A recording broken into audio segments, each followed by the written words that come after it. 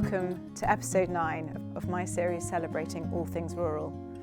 I'm in Newmarket in the most beautiful jockey club rooms, and this episode is going to be education for you and me on the sport of flat racing.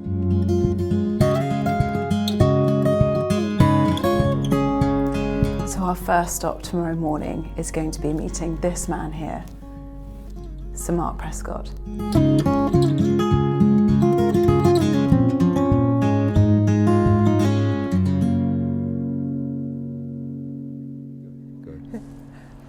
So this is the main yard.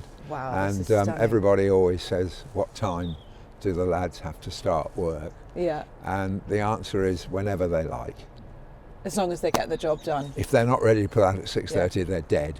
But you can start when you like. So you can go to sleep in your You jockey can do kit. whatever you like as long as you're ready, yeah. So how did you start training? I was a bad jockey. Really? I was a bad jockey, yeah, and fortunately became a better trainer. I got injured, and then I came to work here for Mr. War, and he was a very, very tough fella, but I'd had a tough father, and I found him fine. So you were like, you're easy compared to I Dad? found him fine, whereas Yeah. everybody else found him very, very difficult. So I walked round first thing and see everything's all right, Yeah. and then at 6:30 they have to pull out. And do you have sort of massive traditions that you stick to? How do you never late? Never late. Well, I'm Never glad that late, I was very on never time late, then. Never late, yeah. Never late. My old man had a great expression. He said, never late and never wait. Oh, 100%. So he never waited for anybody. And famously, Mum was late, and he took us all off on 4 days holiday And left her behind. at the weekend, and there were no mobile phones in those days, and she has no idea to the day she died of where we went, because she was so cross she wouldn't ask. Oh. And he was so cross he never told her. So we went off for 4 days. Do you remember where you went? Yes, I do. We went to Llandudno, but she was so cross she never asked. That's brilliant.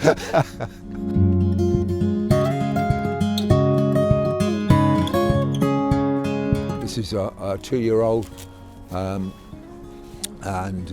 he's called Mountbatten, and he's just coming back into work.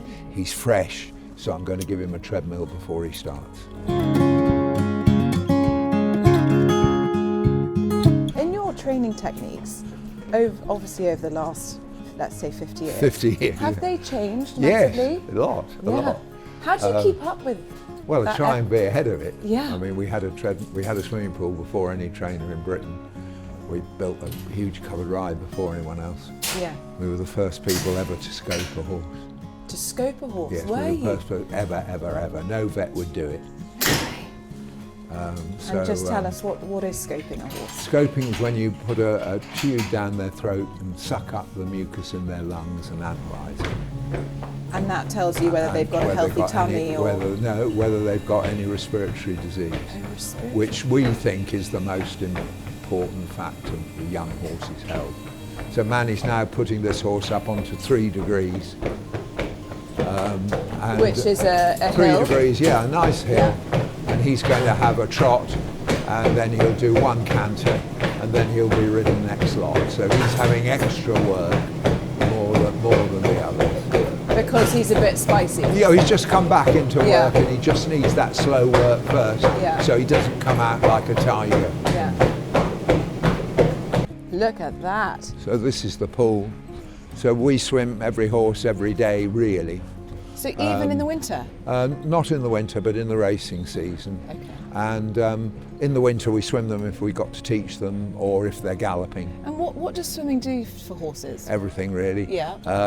It stops them jarring up, so after exercise, instead of standing hot and stiff, they swim and they loosen up and they stand and warm up, so they don't get stiff. Geldings don't infect after their operation. Horses going racing on a hot day, you'd swim them before they load in the lorry, so they're cold and cool when they first get on the lorry. Coming back from racing, when they're hot, they'll have a swim while when you put the So it's lorry basically away. like a bit of a spa treatment. Marvellous. Yeah, and is it I built salts it to or get is them it- fitter, Oh, really? which it doesn't do. But the other, so the thing I built it for didn't work, but it does everything else marvellously. Yeah. So in the end, it was worth it. Okay. Morning, Darcy. Good morning. Good morning. Morning, Ram. Good morning. Morning, Ruby. Morning. Morning, Beach. Morning, Cram. Morning, Russells. Good morning. Morning, Harriet. You got back better, I see. Yeah, well done. Anyway, now we're going to trot them on, and I want to see they're bright enough. They should shake their heads. They should want to go. But like children, they should be full of life. But when you say get on the bus, they get on the bus. Does that? I completely. On, I've on got we 3 go children. quietly. I know exactly on we what go you mean. quietly. So I want to see them shake their heads and step off, you know, as if they mean business and as if they're wanting to go. Any horse that's not sound, not moving right, I'll look at him next time round. First time round, I just want to see their first few steps, see they're bright enough, see they're fresh enough, and next time I'll look at them more carefully. Because if you follow one, you miss the others setting off. So you want to see each horse set off. Wow. So what you try and have is a method whereby you miss as little as possible. Yeah.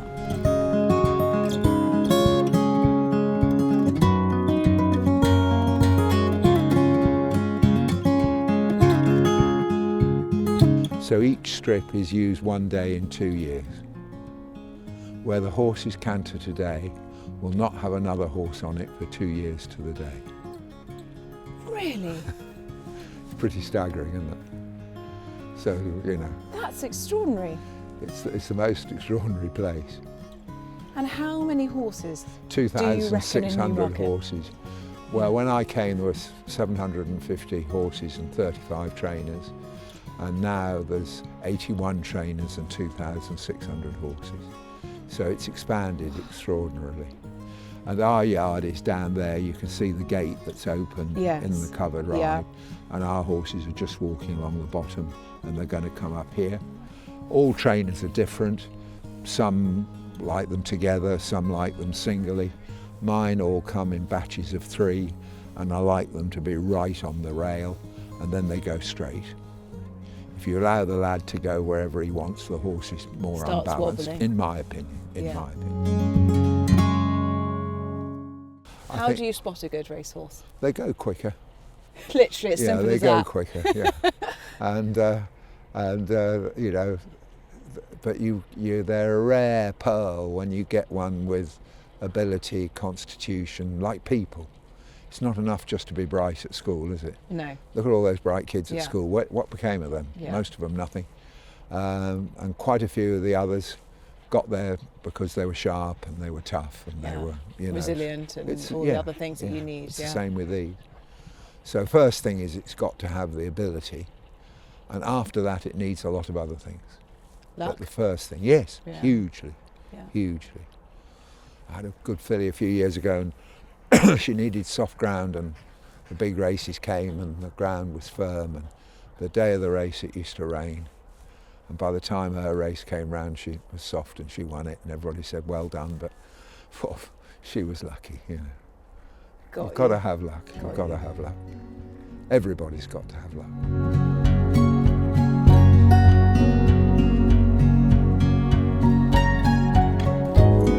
Very strong up the hill. He looked nice and settled. Well done, well done. He's just got back into it, hasn't he? How do we do round there? How do we do, Jag? Just a bit strong round the turn. How was he in front? He likes that job, doesn't he? Yeah. How do we do, Ava? How did he get up the hill? Sorry? Good.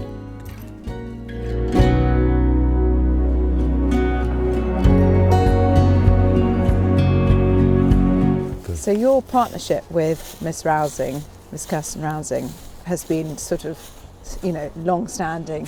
Yes, marvellous.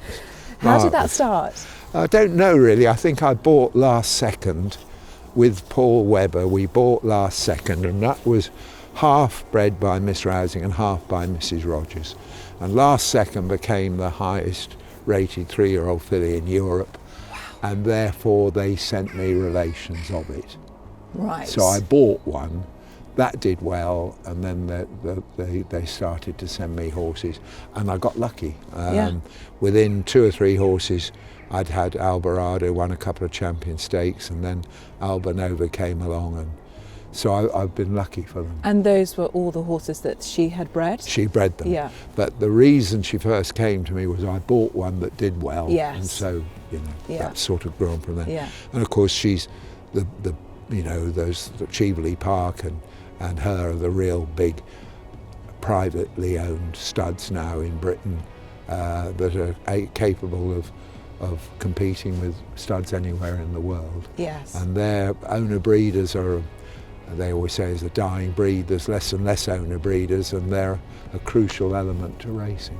And when you have a relationship with with a breeder like that, to have that trainer-breeder relationship, it's one of mutual understanding. And you train better for people like that because they trust you. Yes. And because they trust you, you'll take a chance here and win a race.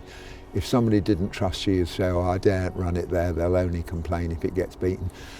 With somebody who trusts you, it's like painting, you've got a broader brush, you're braver, you win more races, and it goes better. Yeah.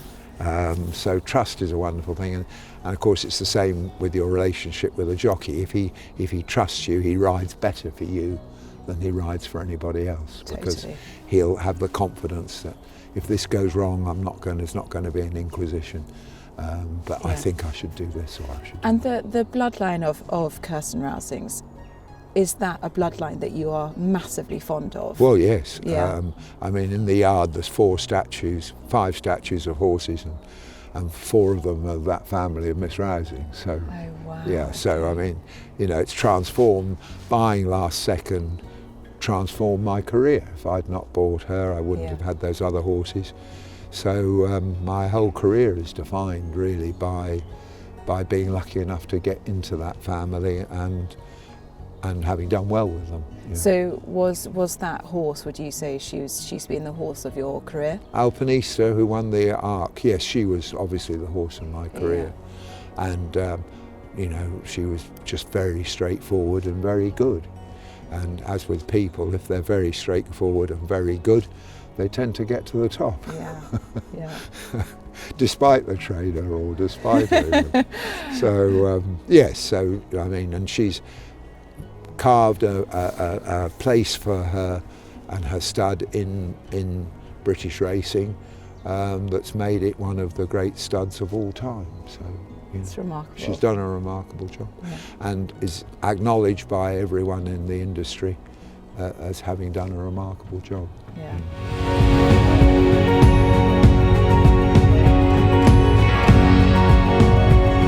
That's the skin of St Simon, and if you believe the Millennium Poll... Wait, what? That's the what? The skin of St Simon, who was the greatest racehorse in history.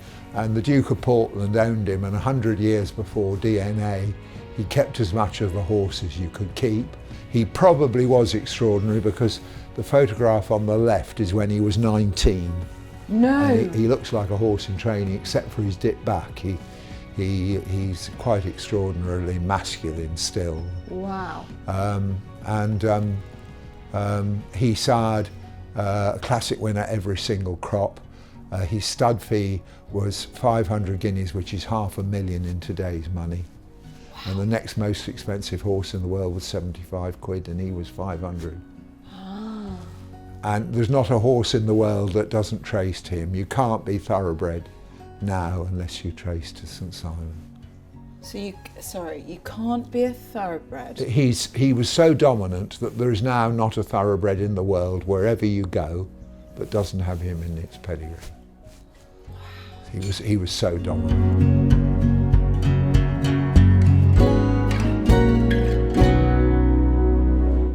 These are the great horses. So last second I bought And then I was sent Alborada, who won 2 champion stakes. And then I was sent her half-sister. And so, sorry, Ms Rousing's horses, they all won classic Grade They 1 all races? won Grade 1s, Okay. yeah. They all won. Good. Multiple And Grade those are the best races in the world? Yes. Yeah.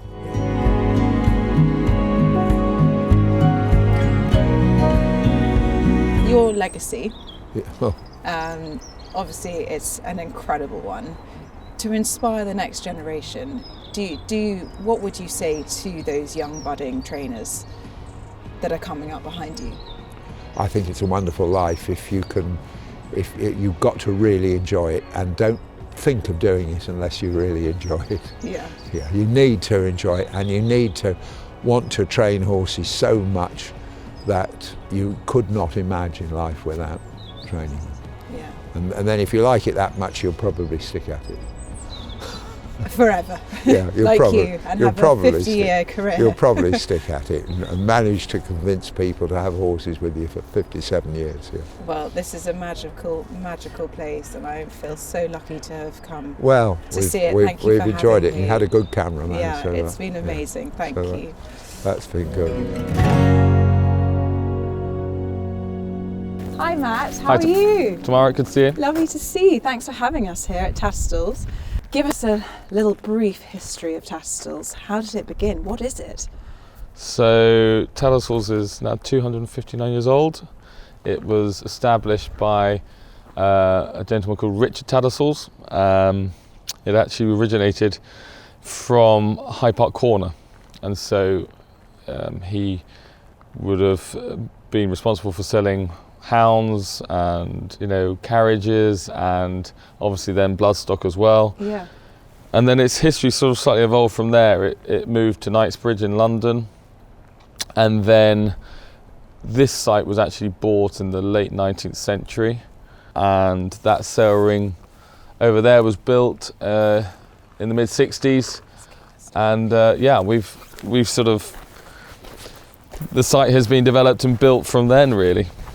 I mean, it's the most beautiful place, and I can see Warren Hill up there, which is where I was this morning with Sir Mark Prescott. Yeah. And the fact that Newmarket is this hub of racing and horses, and Yeah. I mean, from what I can see in Newmarket, I feel like there's more stables than houses. I mean, it's totally lent towards horses, isn't it? Well, yeah. I mean, I think there's over 900 stables alone at Tattersalls. Wow. So that tells you the scope of the operation. But yeah, no, we are part of that sort of ecosystem, let's say. Yeah.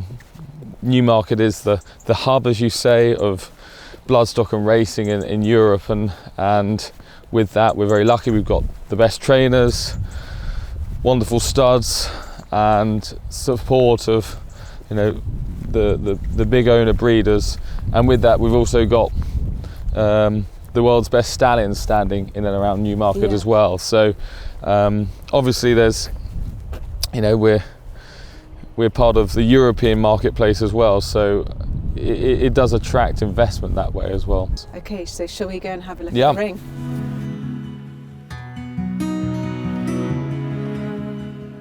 Look at this. Come on, look at this. Wow.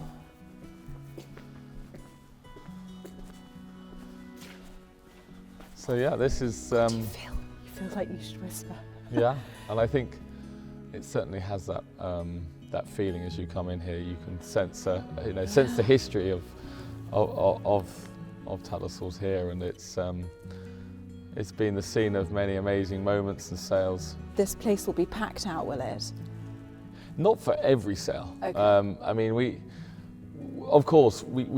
cater for and pride ourselves on selling at the top end of the market, but Yes. equally the lower end of the market is an important part of the business, and clearing horses and moving them into their next homes is part and part of the business. And there are certain sales that attract more attention than others, I suppose. Tattersalls October Book 1 yearling sale in 2 weeks' time would be one of those where all eyes of the racing and bloodstock world focuses its attention on what we're doing here, and invariably it's a cliche, but there's certainly fireworks in the sale ring as well, where some of those big owners take each other on in trying to source sort of the next wave of talent.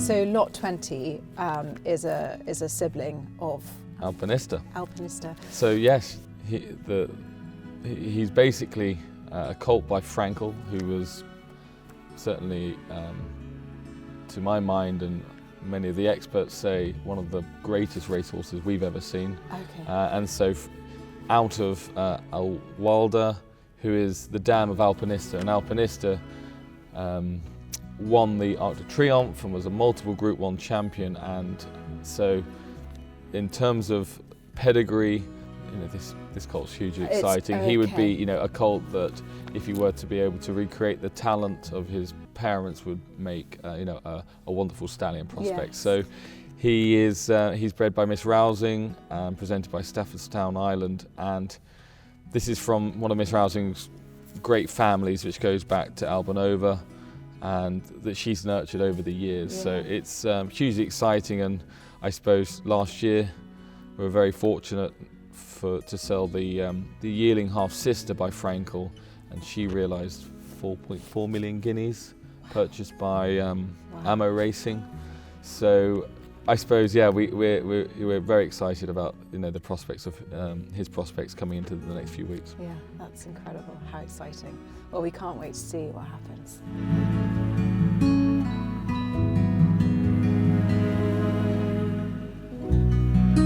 One thing that I was told about today was that Tattersalls isn't actually only here. You also sail at Cheltenham. Yeah. And so for those people, who are going to the races, who do just rock up, you can actually go after racing and actually buy a horse if you so wish. Yeah. How cool is that? That really is amazing. It's Tattersalls isn't just in Newmarket. Yeah. I mean, there is, we have a base in Ireland at Fairy House, and we would have flat and national hunt sales held out of there as well. Then we, within the last 10 years, secured the rights to hold point-to-point sales, national hunt jump sales in Cheltenham, the home of jumps racing, and it's been a huge success. And as you say, it's the marketplace for Tattersalls where we actually bring the sales directly to the racecourse. Yeah. And, during the Cheltenham Festival on the Thursday evening, we hold a sale of, I think it's approximately 30 lots of absolutely the best point-to-pointers that there are in the market. And these are the future jump stars. But it's a really important way of the new generation of owner engaging with the sales when sometimes they maybe haven't seen it. And so it's something I've been involved with in the last 5 years as well. So it's a really important and a good, fun part of the business. Brilliant. Well, thank you so much for having me here today. It has been so spectacular to see actually for real what this place. I mean, you do walk in and you want to behave. I can't wait to see those hands popping up. I wouldn't want to do it. I think I'd be too nervous, but I hope the sale goes really well. And thanks for having me. No, it's lovely to see you, Tamara, and thanks for coming.